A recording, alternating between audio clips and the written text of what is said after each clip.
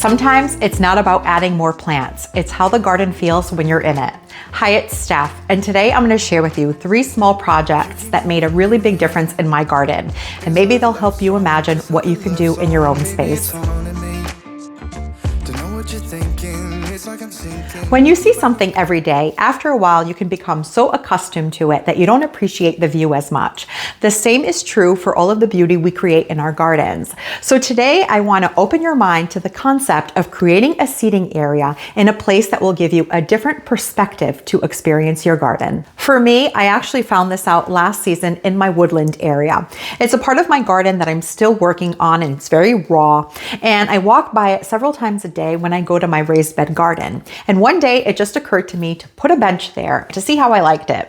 So I went ahead, put the bench, and I sat down, and the view absolutely surprised me. I was able to see my hillside garden that we're also working on, the back of my home, my patio, the other beds in the backyard, as well as the Japanese maple garden. And it was such a beautiful view of the garden that I wouldn't have experienced if I hadn't placed that bench in that spot in that moment. Have you ever gone to a neighbor's house and gotten a different glimpse of your yard or garden? That is the feeling we're trying to create with a seating area, an unexpected view that surprises you but that you really love. Now, you can take a chair, a simple folding chair or a plastic lawn chair, and you can test it in different areas of your garden. You can simply walk around areas that you normally just walk by and sit that chair down, take a seat, pause, and look around. What do you see? Do you like that view? If not, keep putting it in other areas, in unexpected areas. Test it during the different parts of the day when the lighting is different, maybe in the morning when it's shady, or in the afternoon as the sun's going down.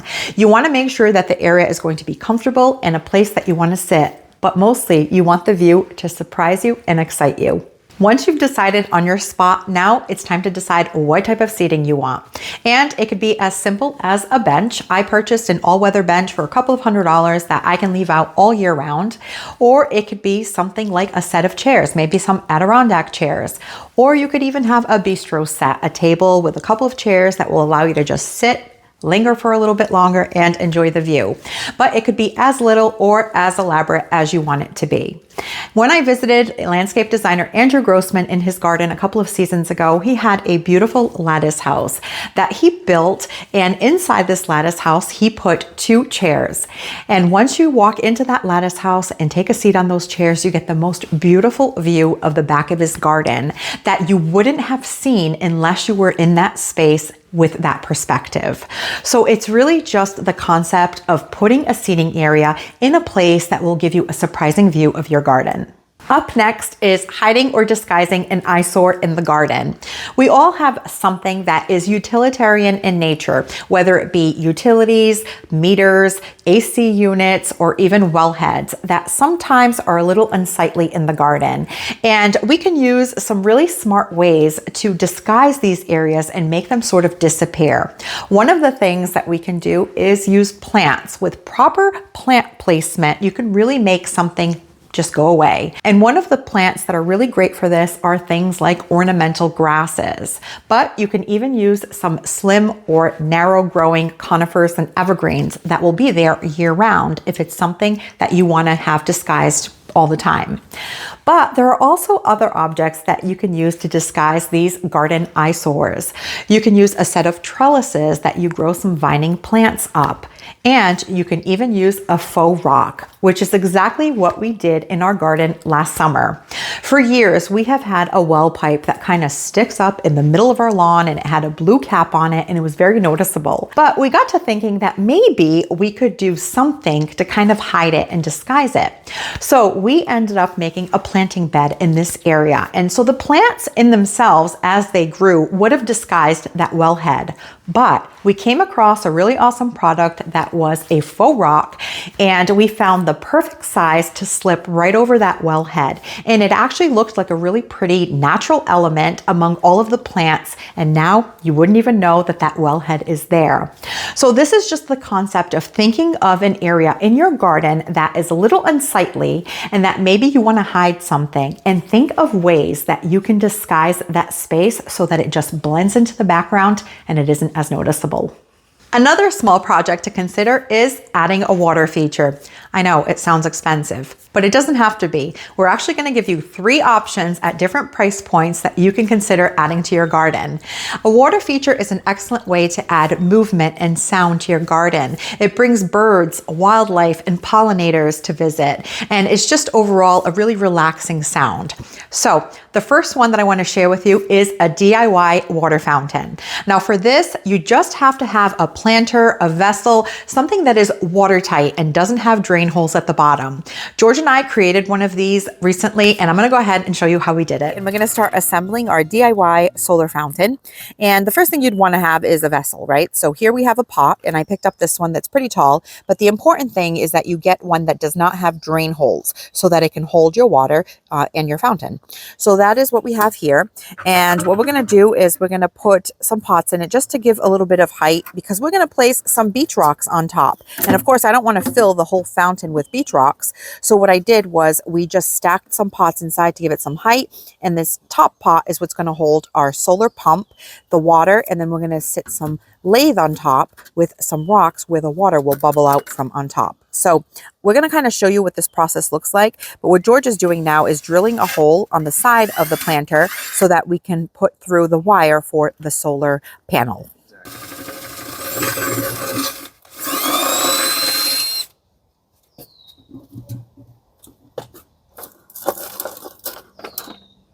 All right, fits perfect. So now what I'm going to do is I'm going to feed this through the bottom of this planter and then up and out through that hole.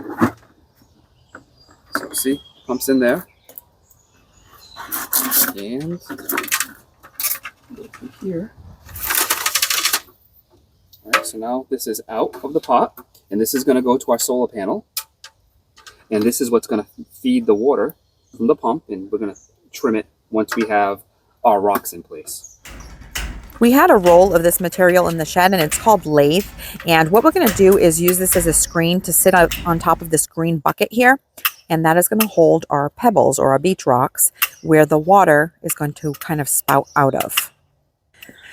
I used the pot that I have inside the planter to make a template with cardboard, and that is how we cut our lathe in a circular pattern with one of these wire cutters. And here you can see that we placed it right on top of the green planter that is holding our pump. And now we're placing some of these beach rocks that we bought. We purchased a bag of beach rocks, and we're going to place them all on top around the tubing for the pump. And then once we have all of our rocks placed, we can cut the tubing to the proper length.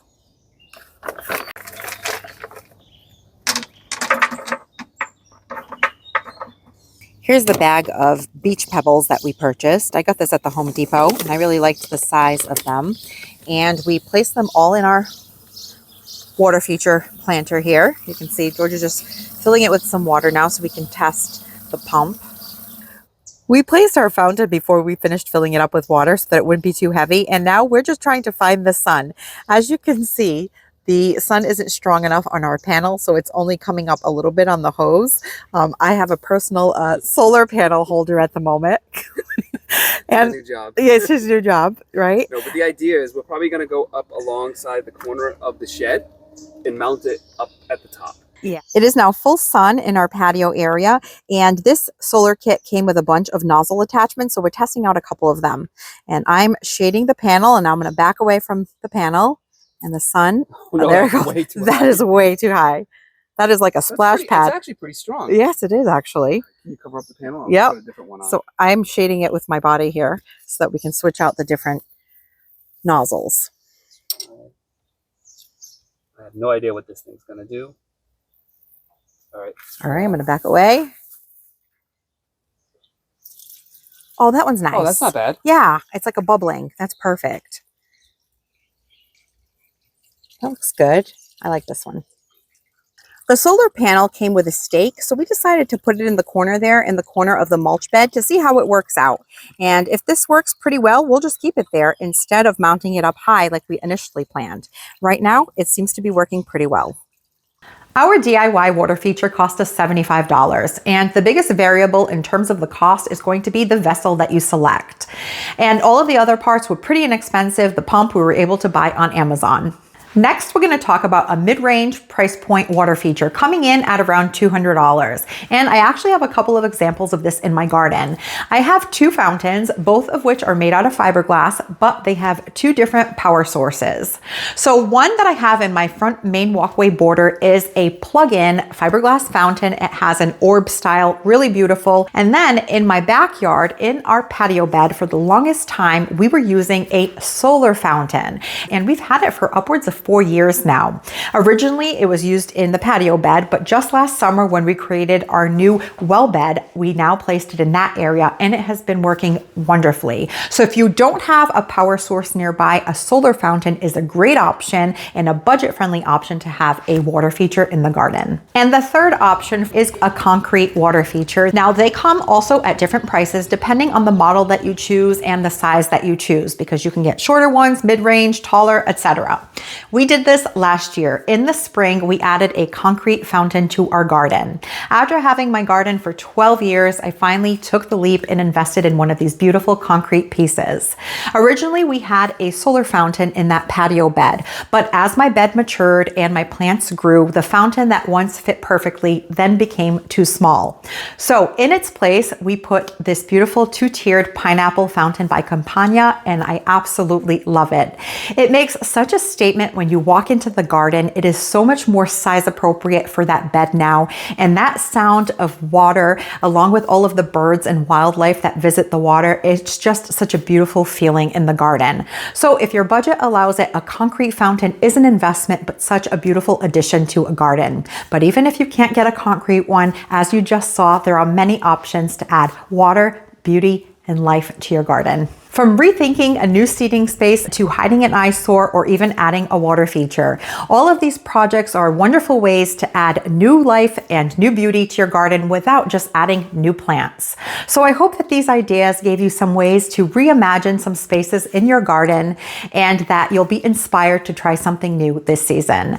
Thank you so much for spending your time with me, and I'll catch you in the next one.